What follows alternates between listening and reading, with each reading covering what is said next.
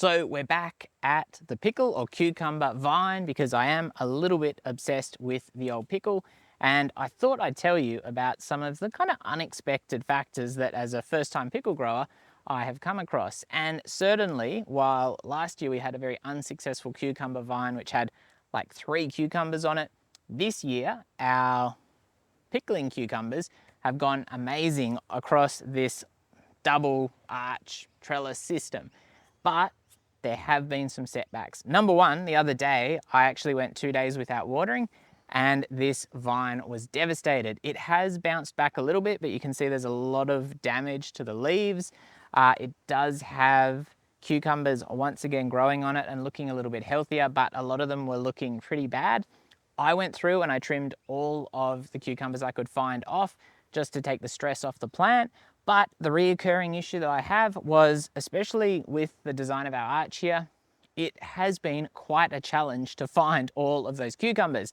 And I think I found one which was like this big the other day. Now, I'm pretty sure it's with cucumbers, if you allow them to get to full maturity, the vine itself will stop producing. So you don't want to do that. And I had a family member who ended up with, as I understand it, a pickle like this that was bright red. And I think that is the sign of getting well past the picking stage and of course ruining the production of your vine itself. Now I think these may be done, it is a possibility. We may have bought these as a seedling, I'm not sure. But if that's the case, we will have to replace them if they continue to die off. But again, one of the issues is keeping the soil under this plant moist, because between the pretty extreme heat, it's a nice overcast day today, the pretty extreme heat that we've had the last couple of days, and also quite a strong breeze. And while it's been a nice cooling breeze, obviously any kind of breeze sucks the moisture out of your plants. And these leaves are actually quite a fragile leaf. They are very thin. They're like almost like a kind of a crispy tissue paper, I guess you'd say. So they're obviously not going to be the kind of plant which is going to be highly resistant to being really dried out and really hot conditions. And again, cucumbers need a significant amount of water. So the big challenges, basically playing Where's Waldo with the cucumbers, because I'd go over the plant like 3 or 4 times and then I'd have another check and there'd be another big cucumber waiting to be picked. And playing hide the cucumber is probably not something that you're really expected to be doing out in your garden. Well, I certainly don't. I can't speak for everyone. And yeah, certainly they hide really, really well amongst all that growth. Probably the answer to that is only growing a single vine and spreading them out more, because that's obviously going to be a bit of an advantage there. For making it a bit easier. And obviously also our dual arch system, that is making things a little bit more complicated, because we've got the first arch just in here, which is very, very contained, but offers really good protection for the ground from the sun with the arch coming over. And then we've got this secondary arch here, which now has our zucchini. I think it's our trombosino zucchini growing up the other side, and that's doing really well as well. But because this has only kind of grown halfway across, it's not always been the easiest to spot those pickles, and simply the amount of water and I have been fertilizing this a bit as well, just to give the plant the support I would say it needs. That has been a little bit of a surprise, but in that being said, the whole garden is kind of struggling because we just haven't had rain.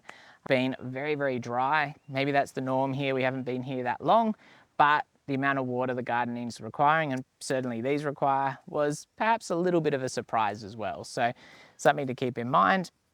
There's probably some tricks. I know I did have a suggestion.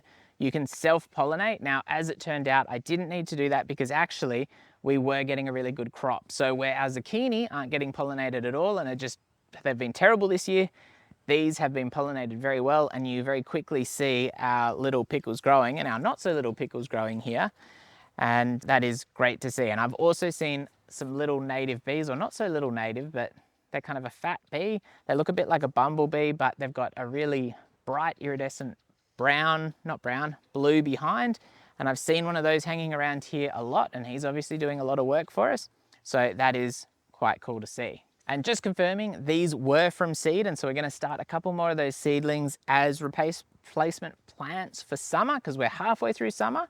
And I think if we planted another lot now, not that we're tearing these ones out, we actually probably would get another good crop. Now what we're doing, because cucumbers are a pretty Blair kind of vegetable, we're pickling them all because pickles are just 10 times better than cucumbers, let's be honest. And as a result, it does mean that growing this pickling variety has been quite successful for us. I have a big jar of pickles up in the fridge that I did. I'm quick pickling them, so I'm not doing kind of the professional pickle where you've got a heat bath stuff and all this kind of thing, which makes it a lot more complicated but will last a lot longer.